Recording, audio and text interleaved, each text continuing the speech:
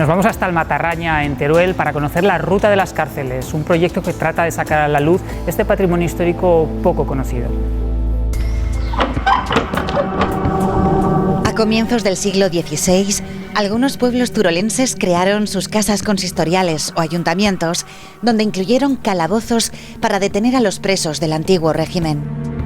En la mazmorra de Mazaleón todavía se conserva un gran cepo de madera, único en Aragón, que permite entender las condiciones en las que vivían los presos que pasaban por allí y que hasta el propio Francisco de Goya denunció en algunas de sus pinturas. Data de los siglos del XVI al XVIII, es hasta el último momento que se le dieron uso.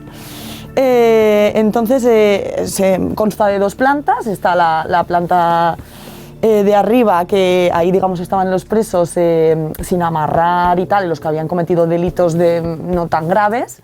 Y en este calabozo, que es el que nos encontramos y se conservan los grilletes tal cual original, aquí sí que estaban, digamos, los reos más peligrosos, ¿no?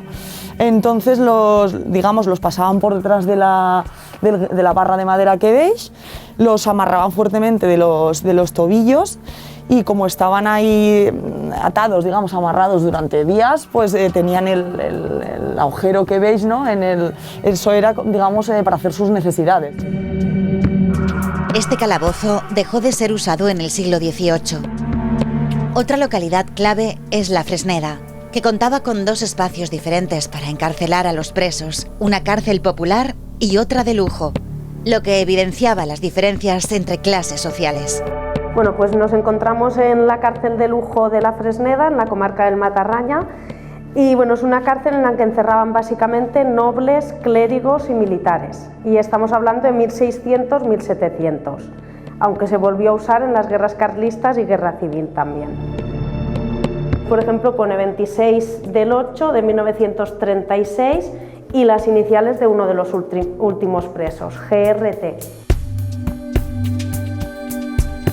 La diferencia entre las dos cárceles, pues bueno, es sobre todo el tamaño, pues que esta es una cárcel mucho más amplia, la ventana, que tenía una ventana más grande también y más ventilación, y sobre todo también la letrina, que en el caso de las mazmorras directamente no tenían. Estas mazmorras forman parte de un recorrido cultural que puede realizarse por la comarca del Matarraña, que incluye 14 prisiones intactas hasta el día de hoy, y donde también se pueden observar grafitis de diferentes siglos.